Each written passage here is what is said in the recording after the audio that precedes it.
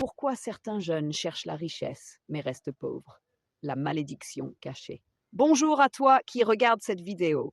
Bienvenue sur ta chaîne YouTube La Vérité, l'espace où l'on parle sans filtre, avec sincérité, pour t'aider à construire une vie forte, bénie et réussie.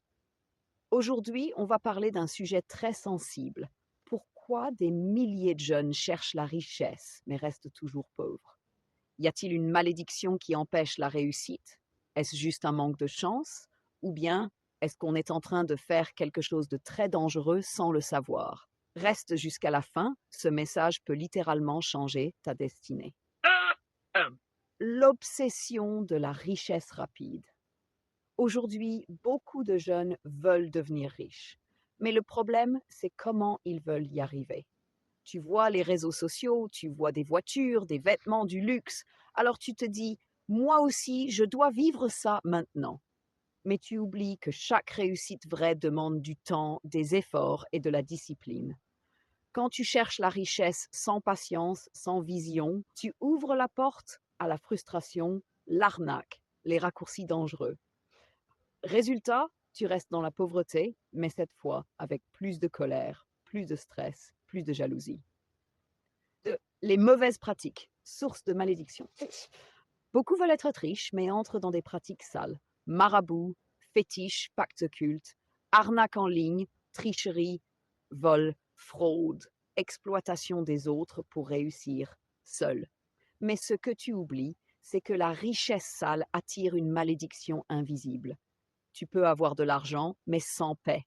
Tu vis avec la peur, la honte, la chute soudaine. La Bible dit, la bénédiction de l'Éternel, voilà ce qui enrichit.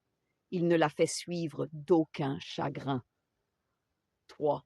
L'ignorance financière. Parfois, ce n'est pas une malédiction spirituelle, c'est une malédiction mentale. Tu veux devenir riche, mais tu n'apprends rien sur la gestion, l'investissement, le business. Tu n'as pas à utiliser ton argent. Tu n'apprends pas à créer des solutions. Tu ne développes aucune compétence. Tu peux être une mentalité de consommateur, ça ne marche pas. Dieu ne bénit pas ceux qui ne sont pas prêts à gérer. 4. La paresse et le désordre. Regarde autour de toi. Beaucoup veulent la richesse, mais se lèvent tard, n'ont aucune routine, ne prennent pas soin de leur santé, dépendent toujours des autres, passent leur journée sur TikTok, sans rien construire. Tu veux un grand destin avec une vie désordonnée? C'est impossible. La richesse ne répond pas aux rêves, elle répond au travail discipliné. 5. Le mépris des valeurs ancestrales. Nos ancêtres burundais croyaient en des principes simples: le respect des parents, le travail de la terre, la patience, l'humilité, la crainte de Dieu. Aujourd'hui, on veut la richesse en oubliant ces bases, mais quand tu méprises tes racines, tu bloques la bénédiction de tes ancêtres. C'est une loi spirituelle et culturelle. Le respect attire la bénédiction. Le manque de mission. Le jeune qui veut juste être riche pour montrer aux autres est déjà perdu. Dieu bénit ceux qui veulent impacter, construire, aider, pas ceux qui veulent juste briller. Pose-toi la question, pourquoi est-ce que je veux être riche? Si c'est pour impressionner, tu seras toujours vide. Mais si c'est pour construire, aider ta famille, bâtir ton pays, Dieu ouvrira des portes. Conclusion et appel à l'action. Mon frère, ma sœur, La pauvreté n'est pas une fatalité, mais la vraie richesse commence par une transformation intérieure. Arrête les raccourcis. Reviens à Dieu. Respecte les anciens. Apprends à gérer ton argent. Reste humble et discipliné.